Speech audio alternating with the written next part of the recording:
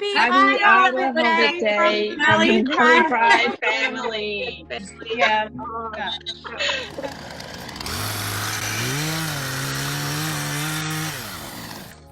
Well, the theme of this year's IDAHOBIT is Break the Silence, so I thought I'd get out my chainsaw. This past Sunday, May 17th, was IDAHOBIT, the International Day Against Homophobia, Biphobia, Interphobia and Transphobia.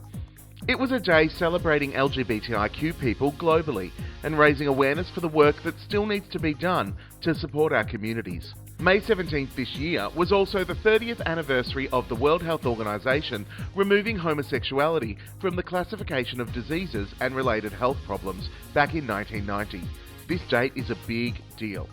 The theme for this year's IDAHOBIT, like Rose said, was breaking the silence, which wasn't an easy thing for us to do because we were all physically distancing.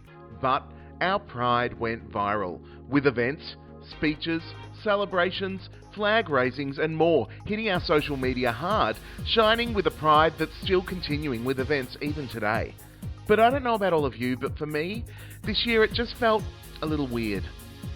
IDAHOBIT is one of the busiest days of the year for a busy homosexual like myself, because I'm trying to get to everything, whether it's to take pictures of a flag raising and have some rainbow cake, or see a friend give a talk at an event and have some rainbow cake, or sing a song at another event and have some rainbow cake, or just catch up with people and have some rainbow cake. But it wasn't just my sweet tooth that was missing out. It was connecting to my communities and coming together, standing side by side with pride.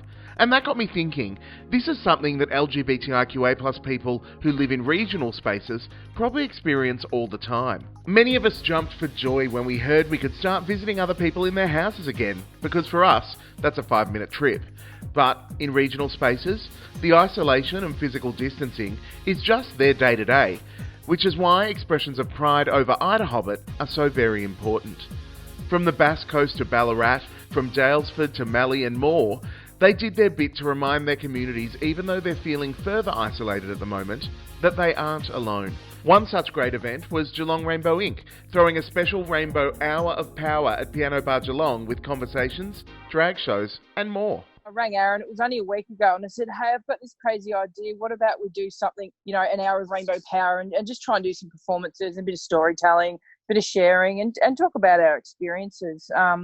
And yeah, I don't know how, but we just pulled it together. I mean, they've been doing night after night. They've got all the technology and everything. So we just pulled a team together kind of last minute and said, hey, this is what we want to do. And everyone just jumped on board with it. Talking about isolation in regional areas, it's been a tough time for a lot of our community down here in Geelong.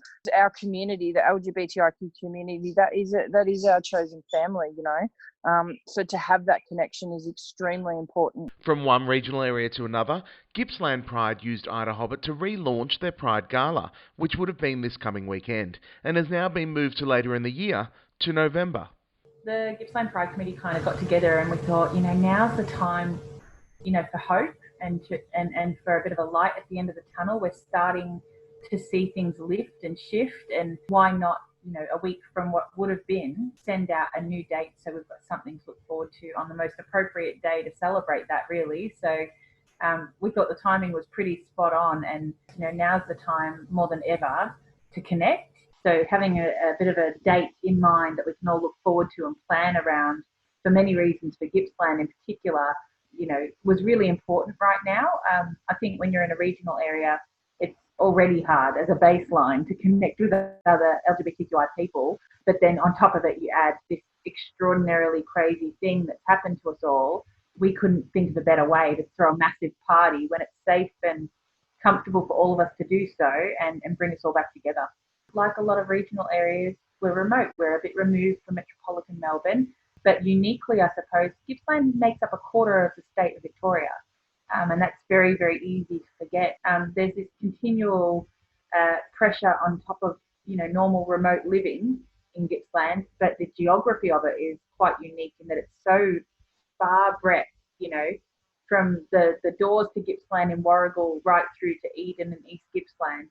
You're talking hundreds and hundreds and hundreds of kilometres. Like so many of our regional LGBTIQA+ groups and organisations, they're connecting to their communities across massive boundaries and kilometres, and the isolation we've all been complaining a little bit too much about on social media is their day to day. That's why it's important for us to start thinking now about how we can share in their pride and support them as restrictions continue to lift. Whether it's hopping in the car and driving to Out in the Open in Shepparton, or to the Gippsland Pride Gala or more, it's important we reach out and let our regional communities know that they're not alone. In fact, Caitlin said it best to me herself when we were talking about the Gippsland Pride Gala and the Pride Cup roller derby match they're holding in November. Go and invest in a local store, buy some fruit and veg, visit the local businesses, stay at a local Airbnb.